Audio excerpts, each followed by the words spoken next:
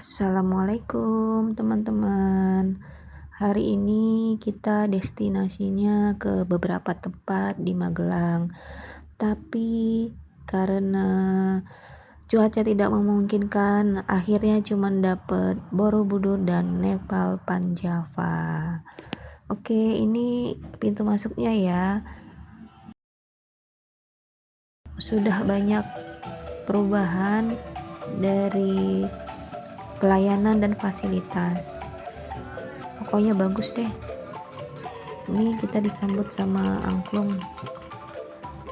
Kita menuju lobi untuk membeli tiket. Nih pemandangannya ya, bagus banget. Ini kita menuju pembelian tiket. Ngantri ya, ngantri. Terus nih kita dapat gelang. Kita belinya yang paketan naik ke atas ya.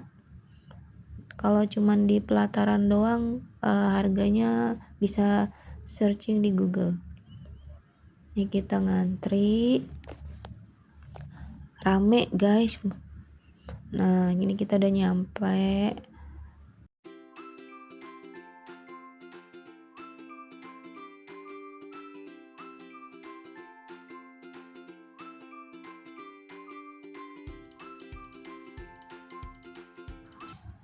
Ini ada yang perform.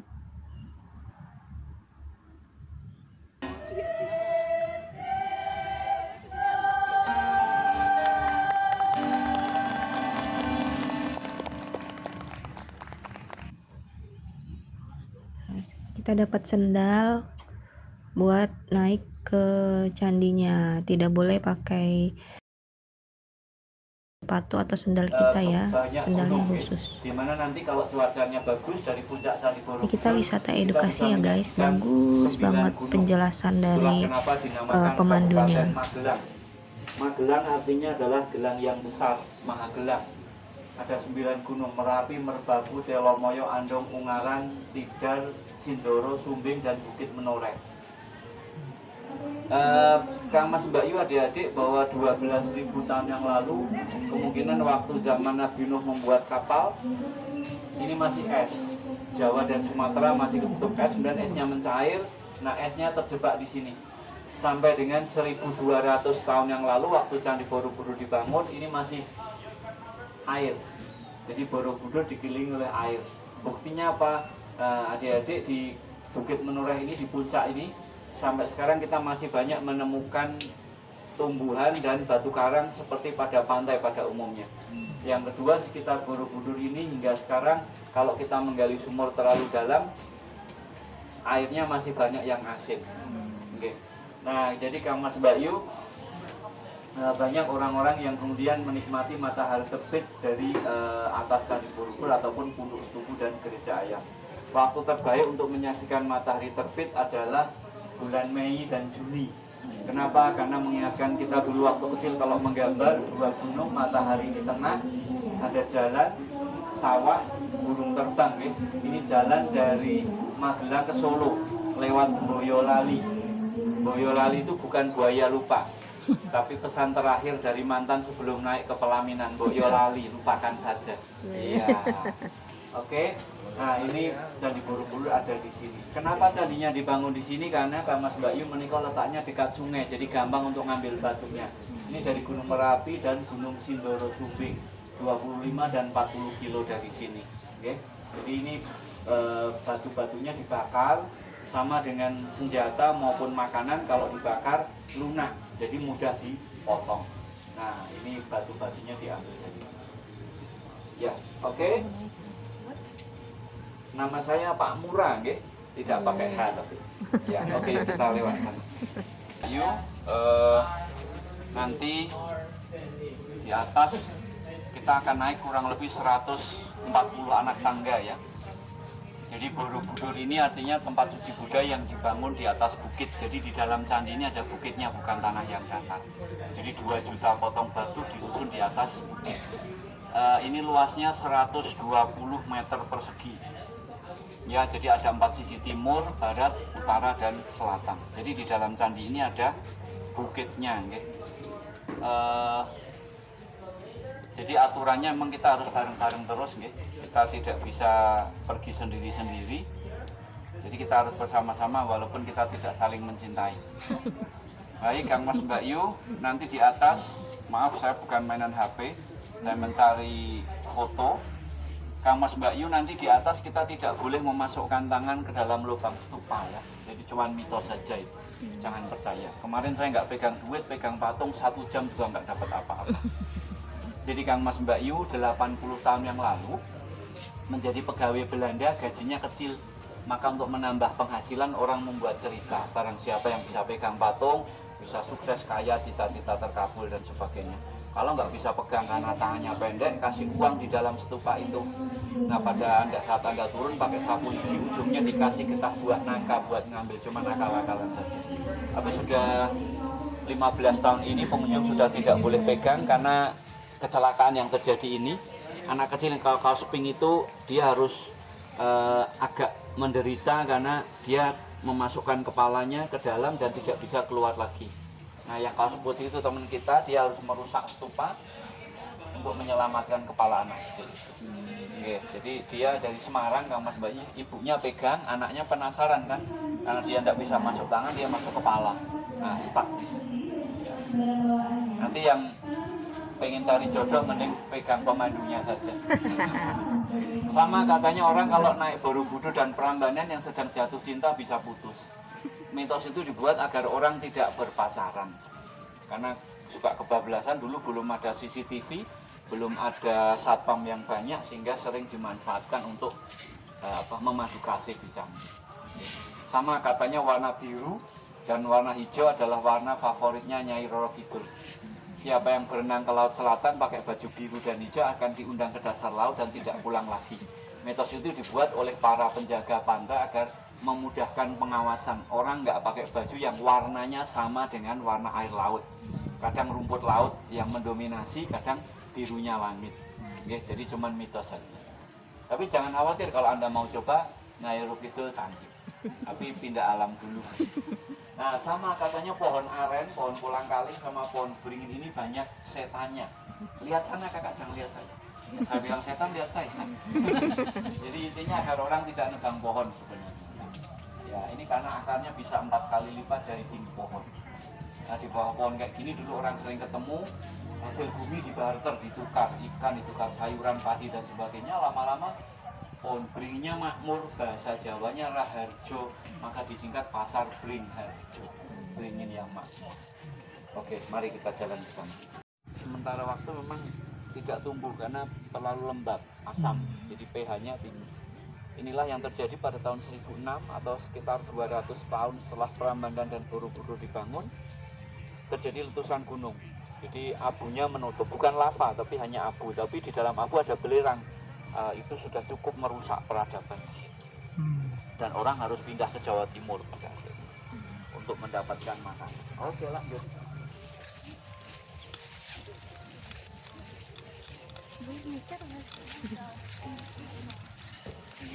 Bisa di share.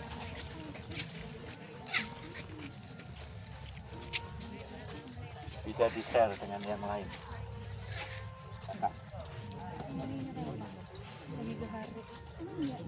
Jadi Kang Mas Mbak Yu, ini daun dari pohon ini. Yang lain tidak ada semutnya. Ini ada semutnya. Iya, ini kulit pohonnya ini abad ke-15 waktu Konstantinopel ditaklukkan oleh Al-Fatih. 1 gram kulit pohon ini ditukar dengan 2 gram emas.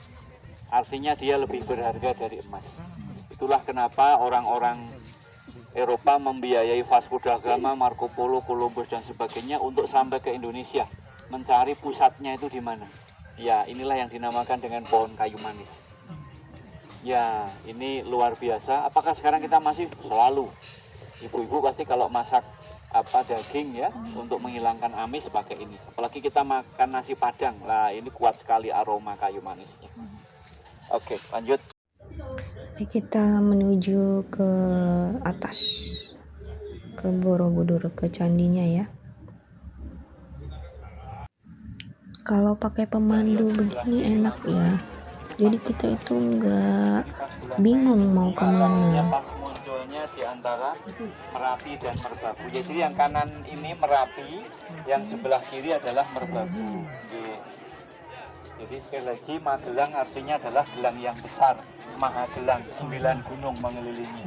Yang bisa dilihat dari sini sementara baru Menoreh, Merapi dan Merbabu. Sekali lagi itu pas tengah-tengah ya, ada lembah gitu.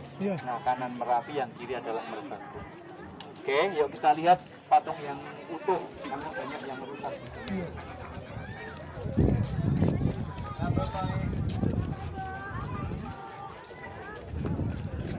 Yang nomor 6, halo, yang baru masuk silahkan belok kanan pelan-pelan.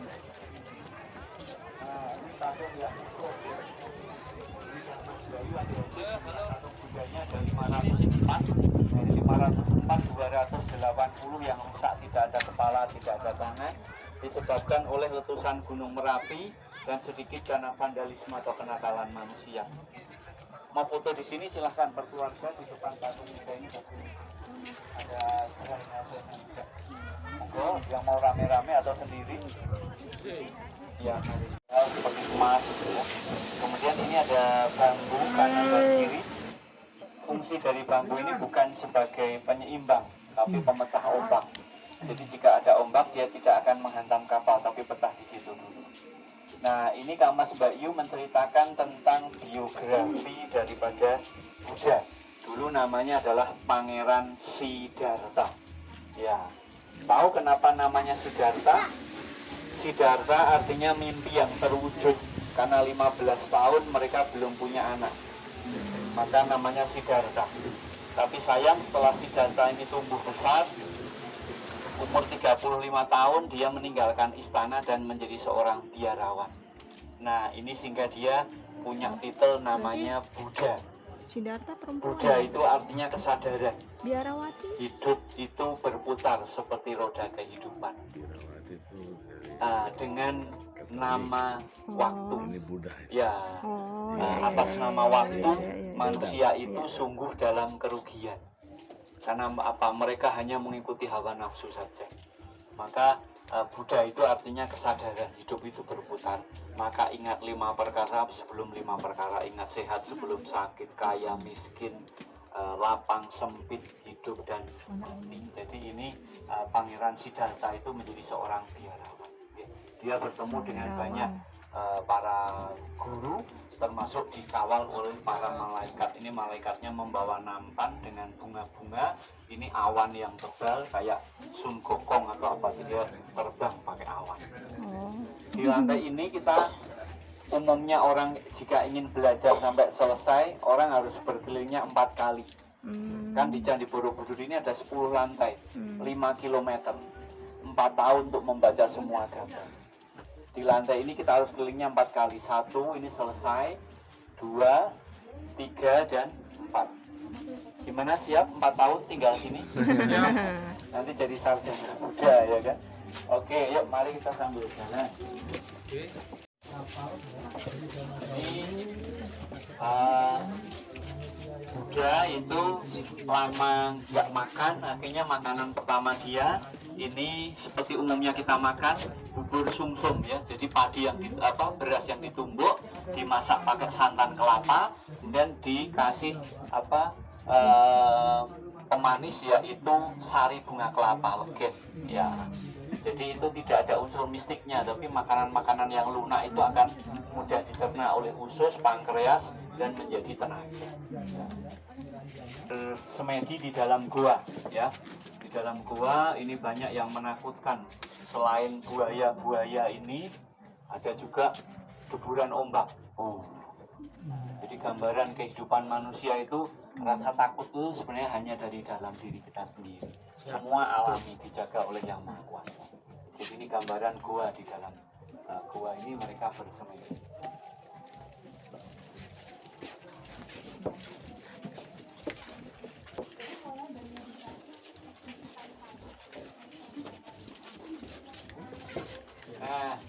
adik-adik, semua Buddha, dimana ini Pangeran Siddhartha setelah dia bosan dengan dunia tipu-tipu begitu, semua ditutup-tutupi, dia melepaskan mahkota dan mencukur rambutnya menjadi gundul. Ya, menjadi seorang biksu. Tahu siapa namanya? Gunawan. Gundul tapi menawan. Oke, mari. Di gundul ya.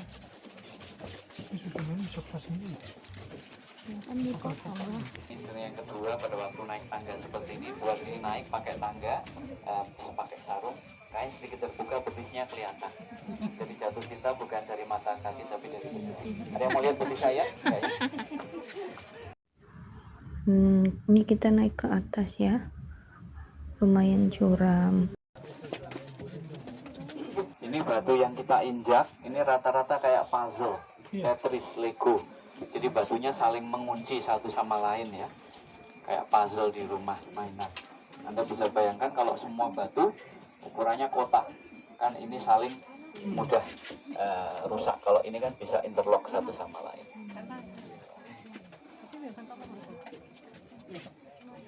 Dari samping. Umurnya udah jutaan ini berapa? Puluhan ribu tahun ya?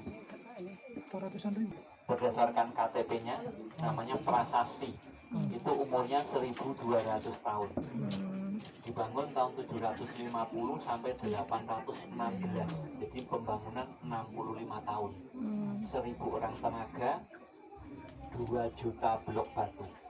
Kok bisa tahu ada 2 juta blok? Iya, karena batunya pernah dibongkar semuanya. Jadi waktu ditemukan kan ambles gitu, airnya masuk sehingga tanahnya longsor.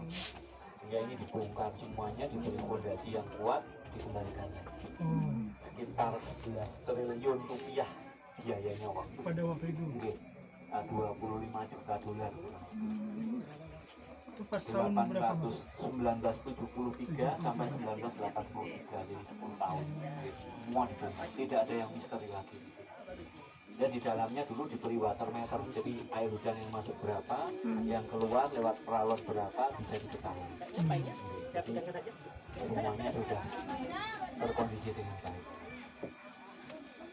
Jadi Borobudur, Kang Mas Mbak Yu, artinya tempat suci Buddha yang dibangun di atas bukit. Jadi di dalam candi ini ada bukit, bukan tanah yang datar. Fondasinya dipasang, diuruk pakai tangan. Nah, batu kedua didorong, diuruk, dorong, uruk, dorong. Di Afrika kalau batunya besar sekali maka dorongnya pakai gajah. Diuruk, piramid di Mesir itu diuruk pakai pasir, dorong ke atas pakai gajah. Jadi setelah sampai di atas, pasirnya dibuang. Maka dulu air hujan diusahakan jangan sampai masuk ke dalam. Maka caranya bagaimana? Ini setiap pertemuan batu dikasih waterproof, namanya Braja Lepa, bahasa Jawanya itu rumah sudah sampai mana, bagi lepo itu tanah liat, batu kapur dan air buat adonan buat mulai. Nah dulu kalau hujan air keluar ke pojok sana, dan di pojoknya itu ada patung seperti ini. Ya. Namanya Jala Dwara. Jala itu air, Dwara itu talan, ini saluran air asli. Jadi diusahakan air hujan tidak masuk ke dalam, karena kalau masuk bergerak tanahnya, nanti longsor. Tapi sekarang zaman sudah mundur karena ukurannya adalah keramahan lingkungan. Sekarang kan semua pakai semen. Kalau dulu ya dengan sangat pelan kasih waterproof tadi. Jadi dari dulu udah dipikirin ya? Luar biasa. Masih berfungsi ya? Enggak. Sekarang di dalam ada saluran air. Ini juga ada semen, cor dan sebagainya. Ada peralon besar. Oke, monggo kita pelan-pelan dicek. Nah, dulu orang membuat batu yang diberi lubang seperti ini. Kemudian mereka membuat batu yang sebagai pengunci yang ukurannya sama, jadi ngelok. Kayak pasak pada pintu dan jendela. Gitu. Jadi interlocking. Batunya saling.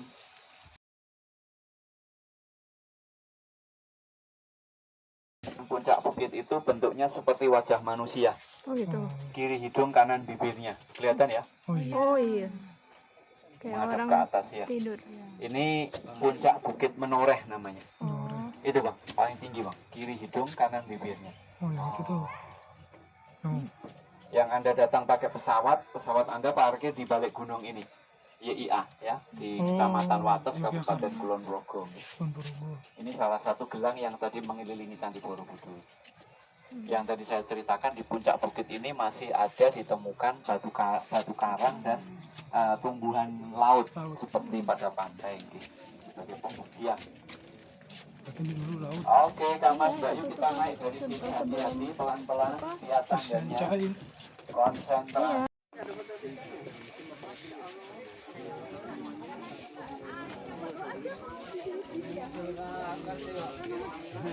Soalnya ini bakar kalori ya. Yang Mas Bayu ini yang kemarin kemasukan kepala anak kecil, anaknya dipahat dan bisa dikeluarkan. Ya. Ayo, wah. Yuk, yang Mas Bayu foto terakhir Anda duduk di atas. Selesai wisata edukasinya, ini kita menuju ke bawah.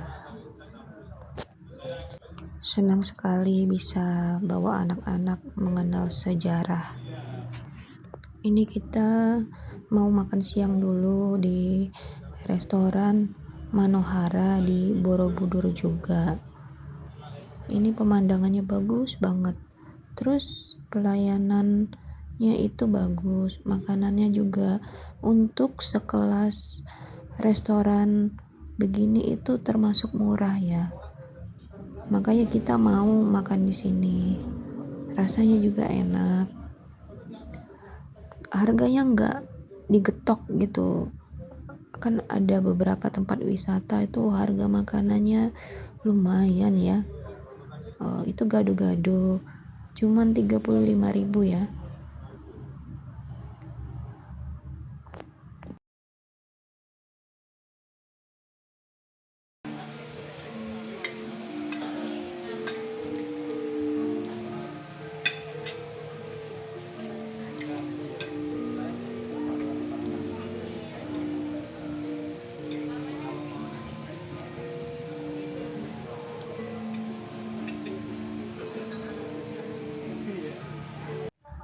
Habis makan siang kita pulang ya.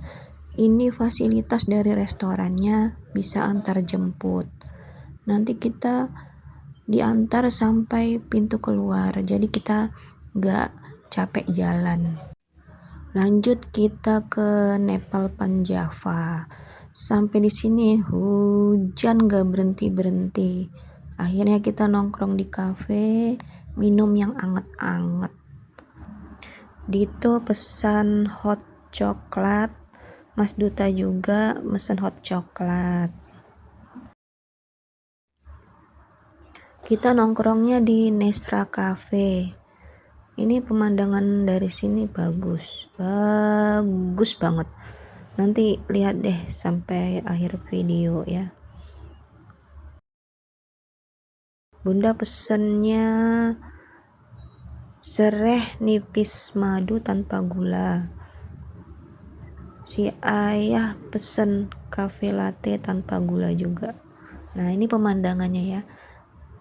Tuh, kelihatan Gunung Sumbing, tapi karena ketutupan kabut jadi masih malu-malu.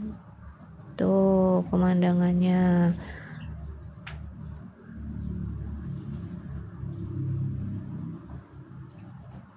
Teras sharingnya bagus.